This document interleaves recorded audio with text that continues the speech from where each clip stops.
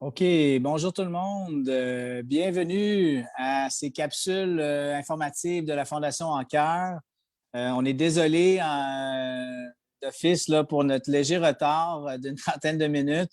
On a eu quelques petits problèmes techniques. Par contre, on est content d'avoir avec nous le docteur Jean-Luc Bigras, qui est un cardiologue et spécialiste là, à l'hôpital du CHU de Sainte-Justine. Il est accompagné aujourd'hui de son collègue Charles Olivier, qui est un kinésiologue et qui font toutes les deux parties du programme Circuit, qui est un programme qui s'adresse aux jeunes qui présentent des conditions, euh, non, pas juste les cardiopathies congénitales, mais aussi qui peuvent vivre avec certains problèmes liés à l'obésité, l'hypertension, le diabète, peut-être même les niveaux de cholestérol élevés. Donc, on est très content d'avoir ces deux spécialistes-là aujourd'hui pour nous parler de l'importance, en fait, de faire de l'activité physique chez nos jeunes. On le sait, la relâche s'en vient. Donc, on trouvait le moment important, puis justifié de pouvoir partager avec vous, avec ces spécialistes-là, en fait, ils vont répondre à quelques questions et on vous invite également à partager vos questions si vous en avez dans le live sur Facebook. Mais vraiment de voir quelle est l'importance au niveau de l'activité physique et qu'est-ce qu'on peut faire si on a des conseils également par rapport à tout ça. Euh, avant de continuer, j'aimerais vous partager une statistique choc comme on fait à chaque fois parce que c'est pertinent. Puis je pense que ça va ouvrir peut-être les yeux sur certains parents ou du moins ceux qui regardent à l'importance de faire de l'activité physique parce qu'on dénombre vraiment moins de 10% des enfants qui respectent les recommandations en ce qui a trait aux normes des activités canadiennes ici chez nous. Donc, on peut comprendre que la COVID ou du moins la pandémie, les restrictions à sortir peuvent avoir un impact sur le niveau d'activité physique chez les jeunes et chez les gens. Mais on va en parler plus en détail avec le docteur Jean-Luc Bigras et le kinésiologue Charles Olivier. Donc, bonjour messieurs. Sans plus attendre, je vais commencer avec des questions parce qu'on en a plusieurs aujourd'hui, puis je sais que vous êtes des gens très occupés. On apprécie d'abord là, le fait que vous soyez avec nous aujourd'hui. Donc, docteur Bigras, dites-moi donc, on aimerait ça savoir les bienfaits de l'activité physique. Puis nous, on parle beaucoup au niveau des enfants qui ont des cardiopathies congénitales parce que, bon, oui, c'est la mission de la Fondation En Cœur d'être un réel soutien là, pour ces enfants qui naissent avec malformation cardiaque, mais on aimerait savoir les bienfaits de l'activité physique. Puis, est-ce qu'il y a des limitations par rapport à ces enfants-là qui dénombrent différentes malformations cardiaques ou qui ont des limitations physiques? Est-ce que vous pouvez nous en dire davantage là-dessus? Bien, tout d'abord, je vais commencer au point de vue physiologique. Quand on regarde les bienfaits de l'activité physique sur le corps, lui, ce qu'il va faire, c'est qu'il va diminuer son rythme cardiaque, il va diminuer sa tension artérielle, tout le métabolisme de l'insuline ou bien la distribution, la circulation sanguine, la capacité aux vaisseaux sanguins de se dilater. On a étudié beaucoup ça quand on met des enfants, adolescents qui ne font pas d'activité physique et qu'on les met dans un programme d'activité physique, on s'aperçoit qu'on est capable de renverser même l'athérosclérose que l'on détecte chez les patients. Donc, vraiment, l'activité physique a un bienfait énorme sur le corps pour non seulement actuellement, mais pour prévenir aussi des maladies dans le futur. Maintenant, si on parle des malformations congénitales, nos petits patients qu'on voit en cardiologie pédiatrique, tout d'abord, je dois dire qu'il faut se fier sur ce que son cardiologue vous dit en clinique parce qu'il y a tellement de variabilité dans la présentation des malformations ou des problèmes électriques du cœur ou des problèmes du muscle du cœur qu'on ne peut pas faire des recommandations à tout le monde. Mais je vous dirais que la grande majorité de nos patients en clinique ne devraient avoir aucune limitation au point de vue de l'activité physique. Puis, je vous dirais que le cri de cœur des parents que l'on entend dans nos cliniques, c'est qu'ils sont inquiets. Ils savent qu'il y a un problème au cœur, donc ils analysent de façon très serrée les réactions de leur enfant. Et dès que leur enfant respire trop vite ou devient un peu trop rouge, ils ont une inquiétude que le cœur ne le tolérera pas. alors que dans le fond, c'est tellement bon pour eux, qui transpirent, qui deviennent un peu rouges. Ça veut dire qu'ils font assez d'activité physique, ils dégagent assez de chaleur, qui sont obligés de devenir en transpiration pour diminuer la température corporelle. Et on sait qu'à ce niveau-là, les bienfaits sont extraordinaires pour le corps. Donc, de ne pas s'inquiéter à outre mesure, de se fier sur les recommandations que le cardiologue vous a données. Discutez-en dans vos rendez-vous avec le cardiologue. Est-ce que mon enfant, mentionnez vos inquiétudes souvent. Par la porte d'à côté, on parle de quelque chose, puis là, les parents disent « Oh mon Dieu, je suis soulagé d'entendre ça parce que je suis tellement inquiet à chaque fois que je le vois respirer trop vite, je suis complètement terrassé. » Alors que la plupart du temps, dans nos cliniques, on rassure les parents, on leur dit non, au contraire, c'est bon pour eux autres. Effectivement, je trouve que c'est un très bon point que vous apportez, Dr. Bigras, parce qu'on l'a déjà mentionné également dans nos anciennes collaborations avec d'autres cardiologues également, l'importance de suivre les recommandations de notre cardiologue parce que, après tout, ben, c'est vous les spécialistes qui savez la condition actuelle de notre enfant. Et puis, c'est vous également qui êtes en mesure de coordonner, si je peux dire, les choses que notre enfant peut ou ne peut pas faire. Puis, c'est pas à prendre à la légère parce que, effectivement, oui, ça peut être une source anxiogène, tu sais, de voir notre enfant rougir ou d'avoir des sueurs. Par contre, ça peut être un beau sentiment de fierté également de voir son enfant réussir, puis à contrer certaines limitations physiques-là à cause qu'il a été encouragé à faire de l'activité physique, et ce, selon les normes, du moins là, canadiennes. Puis on pourra en reparler peut-être au niveau des normes là, avec Charles. Qu'est-ce que, dans le fond, au niveau des familles, on veut savoir au niveau des activités physiques, si jamais il y a un nombre d'heures, est-ce qu'il y a une recette miracle finalement par rapport aux activités physiques qu'on peut faire en famille ou individuellement? Mais tu sais, c'est quoi la clé du succès finalement? C'est une très bonne question. En fait, c'est ça. Merci pour cette présentation-là. Là. En fait, c'est ça. La recommandation générale pour le niveau d'activité physique chez les enfants, c'est 1 heure d'activité physique d'intensité modérée à élevée. Comme disait le Dr. Bigras tantôt, bon, il y a plusieurs familles ou des enfants même qui sont stressés quand l'intensité devient plus élevée, quand l'enfant devient plus essoufflé, mais il faut se rappeler que c'est normal d'être essoufflé puis que c'est bon, c'est le niveau d'intensité qui permet de se développer. Et plus sous certaines conditions, mais plus on s'entraîne à être essoufflé, moins qu'on le devient pour la même activité. À l'inverse, si on a toujours peur d'être essoufflé et on ne fait pas d'activités qui sont essoufflantes, bien, on devient de plus en plus essoufflé rapidement pour pas grand-chose. Fait que c'est bien. C'est sûr que l'essoufflement ou l'activité physique, plus qu'on monte dans l'intensité, ça vient avec un niveau d'inconfort. Hein? C'est sûr que quand on fait du cardio ou on fait des sprints, bien, on a les cuisses qui chauffent, on a le cœur qui bat plus vite, on a les poumons qui peuvent brûler, on a plein de sensations spéciales. Fait que ça vient avec de l'inconfort.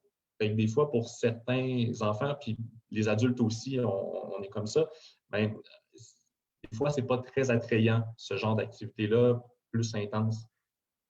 À circuit, là, comme de l'autre côté, à circuit, comme vous pouvez le voir, là, ben, un des paramètres qu'on mise beaucoup en priorité sur tout ce qu'on fait au niveau des habitudes de vie, c'est le plaisir.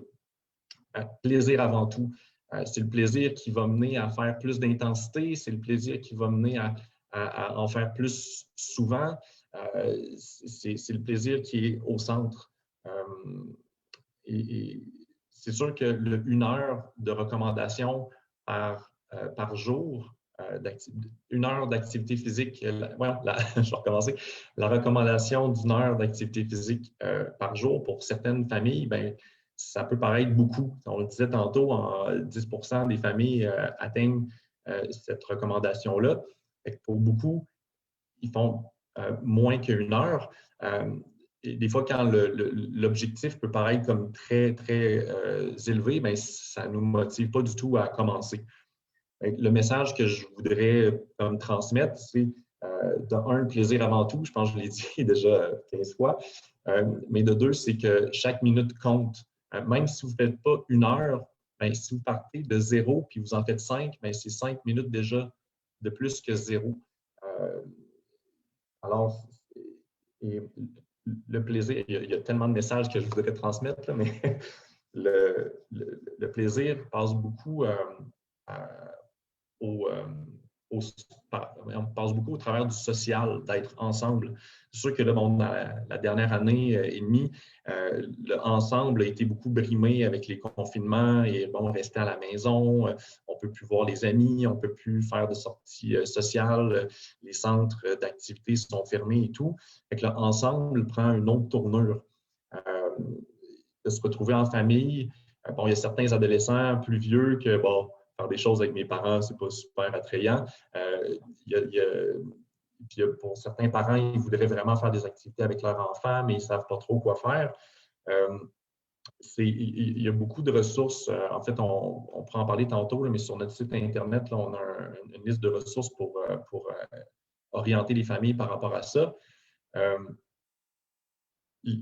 Les activités vers lesquelles on se retourne dernièrement, c'est beaucoup devant un écran, devant ou derrière un écran. Là. Les écrans ont pris beaucoup le dessus sur notre temps de loisir, notre temps de famille, notre temps personnel. Puis un autre message que je voudrais transmettre, c'est si vous trouvez que le temps d'écran a pris beaucoup le dessus par rapport aux activités, parce que vous ne savez pas trop quoi faire, bien, en famille, identifiez un moment dans la semaine ou dans la journée, disons entre 5 heures et 6 heures de l'après-midi, dire OK, ce moment-là, toute la famille, on éteint les écrans et on se trouve autre chose à faire. Au début, ça se peut que ce ne soit pas de l'activité physique, mais ce n'est pas grave, juste de se mettre en action puis de cogiter en famille sur qu'est-ce qu'on peut faire autre que les écrans et éventuellement, on va pouvoir bouger. Éventuellement, ça ne sera pas de l'activité physique, ça va être des jeux actifs. Ça va être temps de famille actif, bouger finalement et non une corvée. Alors, on ferme les écrans, puis on s'amuse et chaque minute compte. Ça serait une recommandation personnelle. Bien, merci, Charles-Olivier. Je pense que c'est important de mentionner, effectivement, on parlait des écrans, du temps de qualité. Puis je pense qu'il y a différents niveaux quand on rencontre l'enfant le plus jeune et l'adolescent au niveau de l'acceptation de passer du temps avec ses parents, par exemple, ou juste du moins être encouragé par ses parents à faire de l'activité physique. Je pense que le conseil qu'on peut donner aussi auprès des parents qui ont des jeunes enfants, c'est une question un peu d'orientation, là, dans le sens où on se fixe, sans se fixer des objectifs, parce que des fois, ça peut être brimant ou décourageant si on ne les atteint pas, mais juste de se dire qu'on va se faire une activité ensemble à chaque jour. Puis, ce n'est pas d'envoyer les enfants à l'extérieur, je pense, qui est la clé du succès derrière tout ça, parce qu'on veut inviter tout le monde à bouger. Je pense que maintenant, et encore plus maintenant, c'est important de le mentionner parce que je ne connais pas les statistiques des gens qui se retrouvent derrière un écran d'ordinateur pour la pluralité de la journée, par exemple, là, parce que je pense que ça arrive à pas mal tout le monde de ces temps-ci, surtout en temps de confinement. Mais c'est d'aller à l'extérieur. Puis on est chanceux cet hiver. L'hiver a été très doux avec nous. Je ne sais pas à Montréal, mais à Québec, il fait très beau. Il y a eu quelques journées froides, mais la neige, elle est là. Il fait beau à l'extérieur. Il n'y a pas de raison, je pense, de retrouver. Puis c'est une question aussi d'habitude de vie, hein? Parce qu'une fois qu'on a adapté ces habitudes de vie-là, c'est plus facile de les intégrer dans notre quotidien puis dans la routine qu'on aura peut-être modifié à cause de la COVID-19 puis que les choses ont beaucoup changé, on était ébranlé par ça. Je pense que c'est important de mettre vraiment un pied par terre puis se dire, bien, OK, nous, on veut s'assurer de la santé de nos enfants parce que nos enfants, c'est les gens de demain, c'est eux qui vont nous diriger également, c'est eux qui vont prendre toute la place, même s'ils en prennent déjà beaucoup, nos enfants nous apprennent beaucoup, mais je pense que l'important, puis là, tout à l'heure, vous parliez bon, des ressources là, par rapport surtout au centre-circuit. Juste pour les gens qui ne savaient pas, là, je ne sais pas si je l'ai mentionné en début d'entrevue, le centre-circuit, c'est vraiment au niveau, c'est un centre qui a été développé en parallèle avec le Dr Bigra pour inviter les gens. Puis ça s'adresse beaucoup aux jeunes, là, en fait, là, qui ont certaines problématiques au niveau physique, là, mais aussi pour les jeunes qui ont des cardiopathies congénitales. On a une question là, sur le live là, par rapport aux familles, parce qu'on a une maman je vais vous lire la question. Là. Juste ici, c'est de Valérie. Elle dit que son fils a 17 ans, puis qui est limité au niveau des contractions isométriques. Est-ce que vous êtes capable d'expliquer peut-être rapidement, physiquement, est-ce que, bon, ici, elle dit physiquement que ça fait sur un cœur avec chirurgie de Ross et valve Mélodie, par exemple. Probablement qu'elle veut savoir quel type d'activité qu'elle pourrait faire avec son fils qui a ces différentes, ces aspects physiques ou ces limitations physiques-là par rapport à son cœur. Peut-être que le docteur Bigra aussi pourra répondre, là, vu que peut-être que c'est plus technique, là. Non, mais c'est une très bonne question. Parmi les malformations congénitales, il y a beaucoup de patients qui ont des problèmes de valve aortique et qui ont des dilatations de l'aorte. Et dans les recommandations que l'on donne aux parents, c'est les sports de contact puis les efforts isométriques. Ça, c'est très difficile pour moi d'expliquer quand j'arrive avec des parents, puis d'essayer de leur faire comprendre, parce que c'est que si je joue au soccer, ben, je pourrais me chamailler un peu pour le ballon, puis tomber à terre, puis avoir peur que c'était un contact, puis que finalement ma chute peut créer un problème pour mon aorte. Ce qu'il faut comprendre, j'essaie toujours d'imaginer, je dis, écoutez, vous avez déjà vu à la télévision, sur YouTube, quand ils mettent ils testent les autos pour la sécurité des autos, puis ils mettent des dummies là, dans les autos, puis quand l'accident se passe, on voit le corps du dummies qui fait ça comme ça, puis c'est vraiment un impact violent, puis ça a un impact sur le corps. C'est le même principe quand les enfants qui ont des problèmes d'aorte dilatée, on ne veut pas qu'ils aillent dans les sports où est-ce que si je suis un joueur de la Ligue nationale, c'est que si je prends ma vitesse puis je patine d'un but à la ligne bleue à l'autre ligne bleue, puis que d'un seul coup, je plaque l'adversaire dans la bande, bien, à l'intérieur, mes organes ils font des contorsions importantes. Puis c'est pour ça qu'il y a beaucoup de commotion cérébrale. Le cerveau, c'est une chose, mais nous, les cardiologues, on s'inquiète de l'aorte qui fait ça comme ça à l'intérieur. Et on a peur que ça déchire parce qu'une aorte qui est mince comme ça, elle peut déchirer, mais elle est plus résistante. Mais si l'aorte est rendue à un niveau plus grand, bien, un plus petit coup pourrait la faire déchirer. Et c'est pour ça qu'on parle de contact avec vitesse qu'on n'aime pas que nos patients aient. Ça, c'est la première chose. La deuxième chose, c'est au point de vue isométrique. C'est malheureux, là, mais il faudrait que si vous cherchez sur l'Internet, dans mes présentations, j'ai un carré où est-ce que vous avez des sports qui demandent de l'aérobie. Donc, le moins aérobique possible, ce serait de jouer à du curling. Puis, très aérobique, ce serait marathon, là. Alors qu'il y a aussi une échelle isométrique où est-ce que le curling étant le moins isométrique, on force un peu, mais ce n'est pas beaucoup, à faire de l'escalade qui est très isométrique. Okay? Donc, le pire exemple de l'isométrique, puis ça, c'est exactement ce qu'on dit à nos patients qui ont des aortes trop dilatées, c'est que si je suis obligé, supposons on fait du bench press, là, 300 livres, puis, si je suis obligé de bloquer ma respiration, de devenir rouge comme une tomate pour pouvoir soulever le poids, mais ça, c'est un effort isométrique que l'on ne veut pas pour nos patients. Pourquoi on ne veut pas ça? C'est qu'à l'intérieur de l'aorte, la pression devient tellement grande que ça force les parois de l'aorte. On n'a pas peur de déchirure tant que ça, mais on a peur que si l'enfant fait ça, progressivement, il va avoir une dilatation trop rapide de cet art-là avec le temps.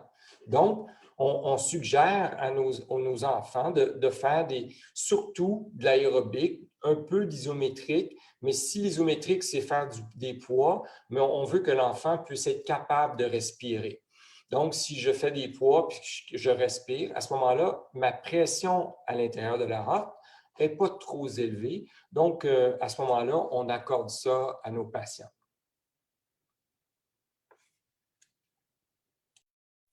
Bien, c'est très bien, Dr. Bigras, merci. Je pense que ça répond bien aussi à cette maman-là qui avait certaines inquiétudes par rapport à son enfant de 17 ans, qui, je pense, qu'il vous connaît. En fait, était très content de savoir que vous faisiez partie de nos capsules vidéo avec la Fondation En Cœur. C'est sûr que, puis je vous entends parler depuis tantôt, puis je veux dire, on parle d'aérobie, de force et tout ça. Puis ça peut faire peur à certaines personnes, je pense, dans l'optique où ce que ces gens-là qui nous écoutent, qui sont peut-être pas très actifs, se demandent comment est-ce qu'ils pourraient faire une activité qui serait adaptée à leurs besoins. On en a parlé tout à l'heure un petit peu avec Charles-Olivier.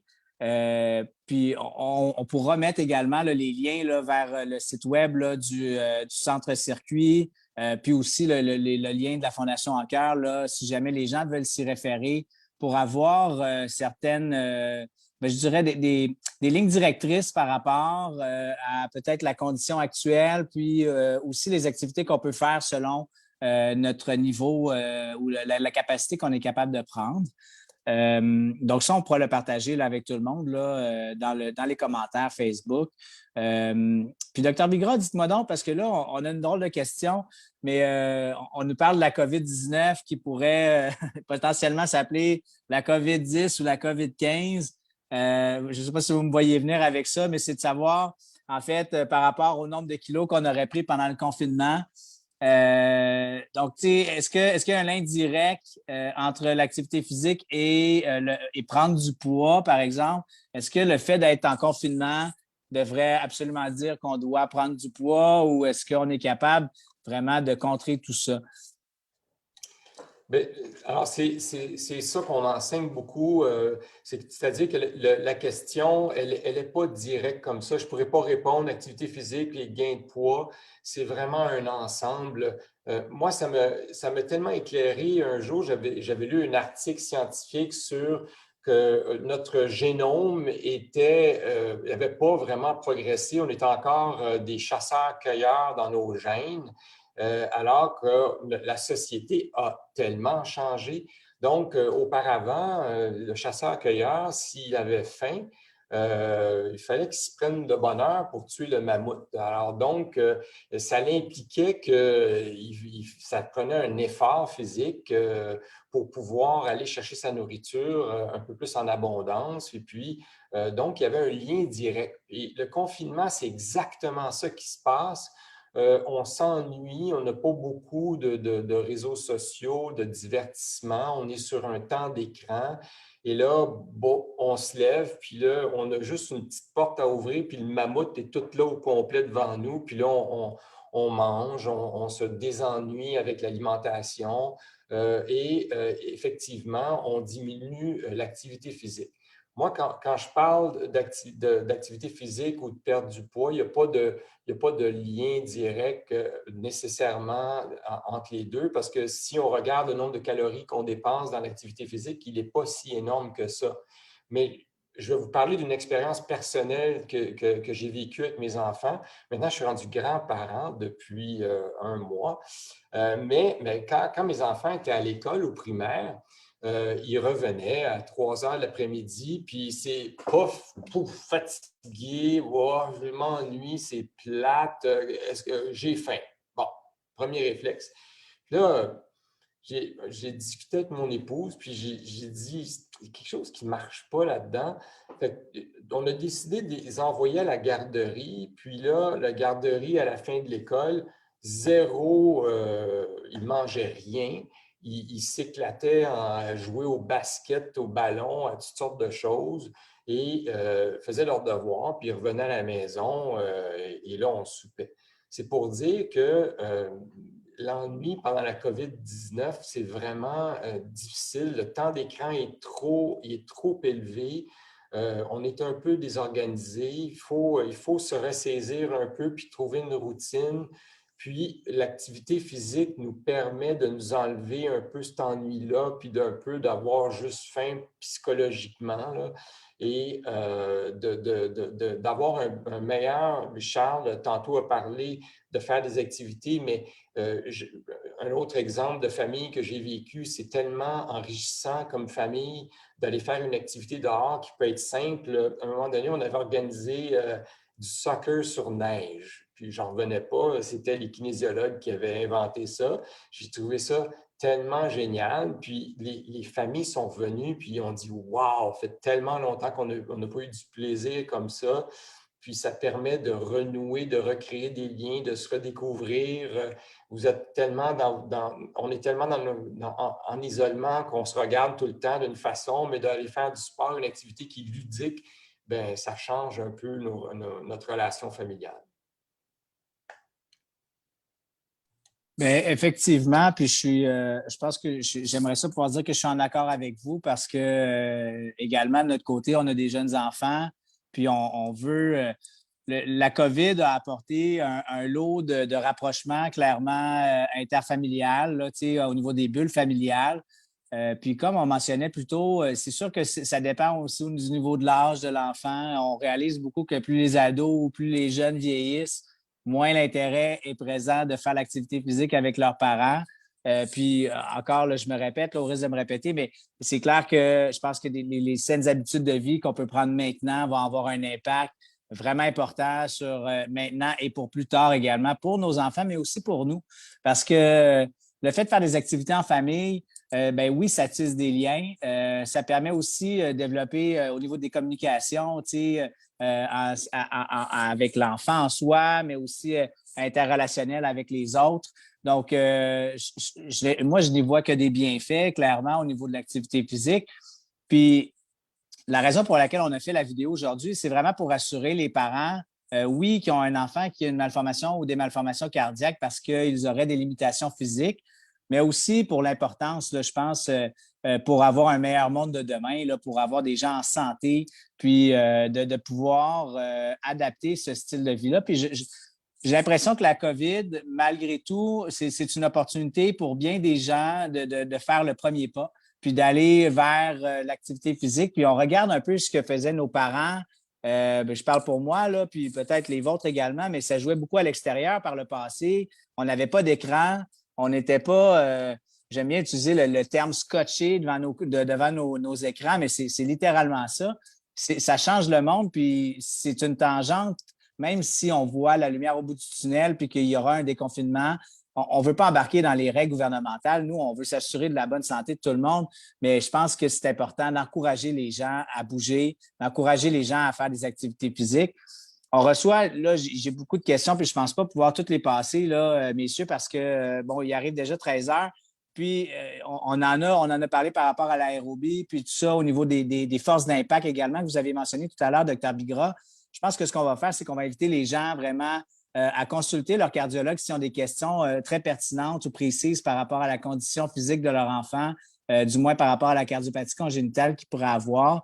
Je mentionne là, par rapport aussi aux tétralogies de Fallot, au niveau de l'essoufflement, au niveau de l'intensité qu'on peut faire.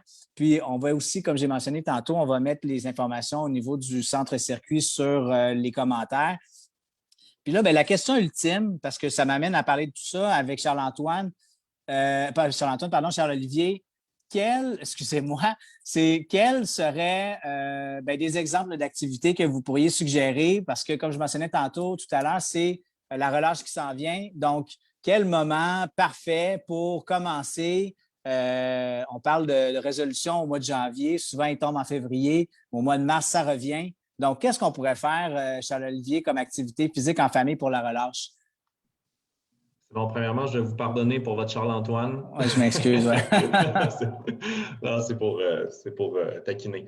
C'est sûr, je pense qu'il y a des plus jeunes et des plus vieux là, qui sont à l'écoute. Fait que les idées sont différentes.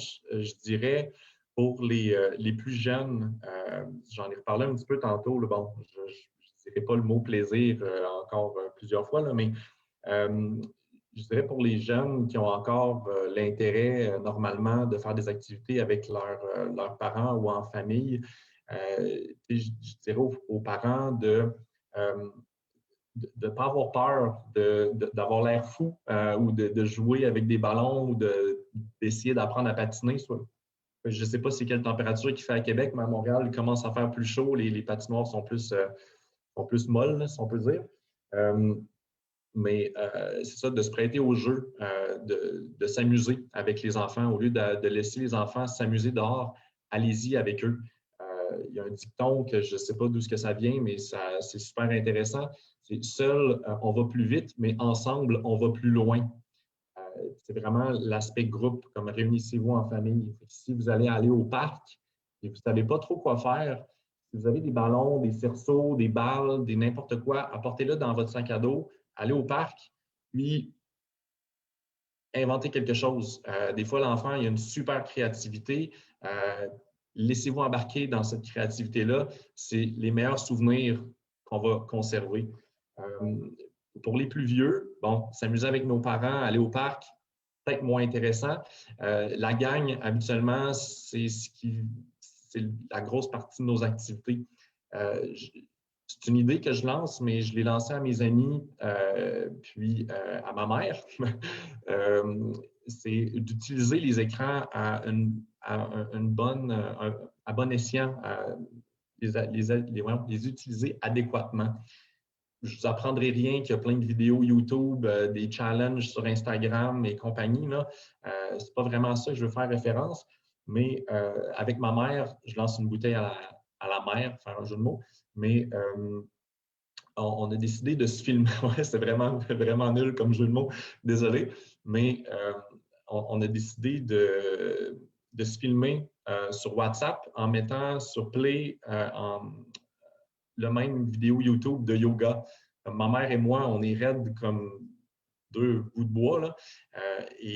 En fait, on se filme en faisant le même vidéo de yoga. Alors, c'est comme si on était ensemble, mais à distance. J'imagine pour les ados, j'en ai parlé à quelques ados que j'ai rencontrés récemment là, ici à Sainte-Justine, puis ont trouvé l'idée intéressante parce qu'il y a beaucoup de familles qui ont la famille outre-mer, des cousins, des cousines, des tantes qui voient une fois par année et ça peut être un beau moment de renouer avec eux activement. Alors, et on se sent moins seul. On parlait d'ennui tantôt, mais l'ennui prend beaucoup le dessus. On va vers les écrans et on embarque dans une spirale qui est plus sédentaire, si on veut. Alors, c'est ça, d'utiliser les écrans à bon escient, aller au parc, amusez-vous. Je sais, dans les ressources qu'on utilise beaucoup, qui envoient des infolettres là, ou des idées d'activités régulières, il y a VIFA Magazine et il y a Box, B-O-K-S, qui ont des belles infolettres qui donnent beaucoup d'idées. Il y en a plein d'autres, mais on va vous envoyer ça par Facebook si jamais il vous manque d'idées. C'est ça, de se réunir ensemble, prêtez-vous au jeu, amusez-vous.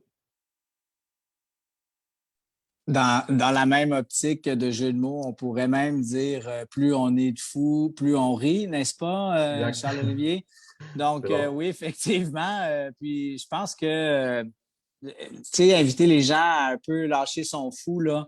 Tu sais, en famille, il n'y a pas de gêne, on se connaît, puis tout le monde, tu sais, se connaît. Je pense que c'est l'occasion rêvée, justement, de ne pas avoir le regard des autres sur si jamais on embarquait dans une créativité. Puis je pense que c'est très important de le mentionner parce que, effectivement, nos jeunes rebordent d'énergie et de créativité. Puis je suis vraiment d'avis qu'il est important d'encourager, je pense, cette créativité-là. Puis si on est capable de mixer les activités physiques, du moins juste aller à l'extérieur parce que on peut rester à l'intérieur, être actif un peu, mais le grand air, bien s'oxygéner, je pense que ça fait partie aussi des saines habitudes de vie.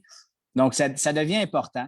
Puis, on ne le mentionnera jamais assez, mais le plaisir, effectivement, pour juste faire un rappel sur ce que vous disiez, le plaisir passe avant tout. C'est comme le confort passe avant tout. Quand on s'achète une paire de souliers, bien, c'est la même chose quand on va à l'extérieur ou on va faire une activité, c'est le plaisir. C'est clair que si jamais ça devient difficile ou on y voit une forme de tâche ou où est-ce qu'il faut surmonter quelque chose pour faire une activité physique, à ce moment-là, on devient découragé peut-être plus facilement. Puis c'est normal aussi. Donc, on invite vraiment les gens là, à consulter. Oui, il y a les courriels là, que vous mentionnez tout à l'heure, Charles-Olivier, qu'on va partager sur les commentaires Facebook également. Au sein de la Fondation, nous, on encourage aussi les gens à bouger. Donc, si jamais vous êtes plus extraverti puis que vous voulez partager avec les autres au sein de la communauté les activités que vous faites au sein de votre famille ou seul, pour encourager les autres à faire pareil, parce qu'on parlait tantôt d'apporter les ballons au parc puis de se prêter au jeu, bien, peut-être qu'il y a des activités qui pourraient devenir populaires ou qui pourraient devenir, sans faire, de créer des nouveaux Jeux olympiques, là, juste dire, ben, ça a l'air le fun, je pourrais faire ça avec ma famille parce que ça se cadre très bien. On a peu de temps, puis on a un parc à côté, on a les ballons nécessaires. On se rejoint un peu dans ce qu'on va avoir vu. Donc, on va inviter les gens quand même à partager soit des photos, soit des petites vidéos qu'on pourra partager pour tout le long de la relâche, mais aussi pour tout le mois de mars. Vraiment parce qu'on veut encourager les gens à adopter des saines habitudes de vie et aussi à rester actifs parce qu'on trouve que c'est important. On a la vie de professionnels ici aujourd'hui.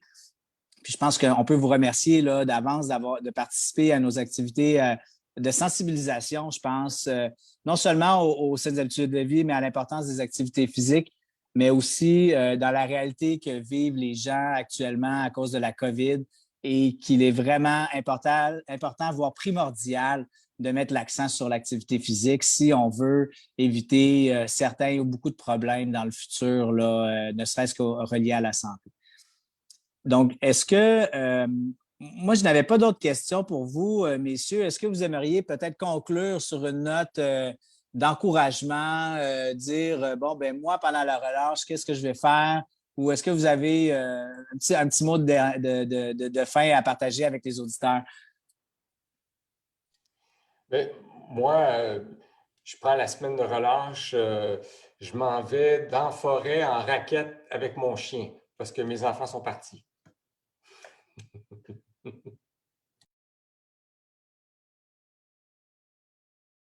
En fait, il n'y a pas de mauvaise activité. Moi, je pense que c'est très bien. Nous, également, on va les passer avec la famille. Je pense qu'il annonce un beau redout. Donc, il va avoir de la belle neige pour faire des bonhommes de neige. Il va avoir beaucoup la neige aussi pour faire les glissades. Je pense qu'à l'extérieur, là, c'est l'idéal. Sortez-vous un petit pique-nique à l'extérieur s'il fait beau, mangez à l'extérieur. Vraiment, plus de temps qu'on passe à l'extérieur, moins qu'on le passe devant l'ordinateur. Et je pense que mieux, c'est pour tout le monde, psychologiquement, mais physiquement également. Charles-Olivier, pour vous? Ben, j'en dirais pas plaisir encore, là. mais oui, c'est ça. Toutes les activités sont bonnes, chaque minute compte. Les enfants, habituellement, ils ont une belle créativité. Planifiez-la à l'avance aussi. On peut le demander aux enfants qu'est-ce qu'ils aimeraient faire. Mettez-le dans un chapeau, tirez-en une activité à chaque heure ou à chaque journée, une activité spéciale. Il n'y a pas de mauvaise activité. C'est la semaine de relâche. C'est habituellement une des semaines qu'on se rappelle le plus dans l'année. Alors, ce serait le fun que ça soit actif aussi comme semaine. D'accord. Bien, merci beaucoup, tout le monde. Merci au CHU de Sainte-Justine également qui a partagé la vidéo parce qu'on pense vraiment pouvoir faire une différence au sein de la Fondation En Cœur avec le partage de ces capsules vidéo-là, mais aussi avec les professionnels qu'on côtoie. On a tous la même vision et on veut vraiment assurer un meilleur demain, assurer une santé puis une quiétude pour les parents, mais une santé pour nos enfants parce qu'on les aime. Puis on veut que tout le monde aille bien à travers tout ça. D'ailleurs, on vous encourage, si jamais ce n'est pas fait, là, on a un filtre à la Fondation En Cœur pour le mois du cœur. C'est vraiment pour nos petits cœurs.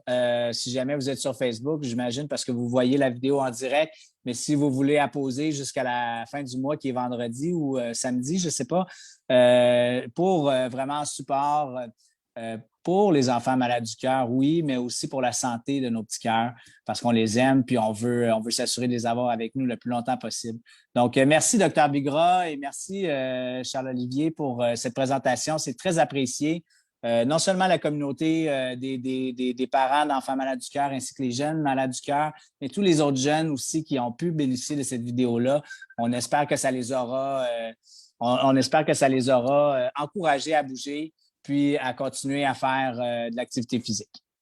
Sur ce, merci à vous et bonne relâche à tous. Merci beaucoup. Oui, bonne relâche. Au plaisir. Merci.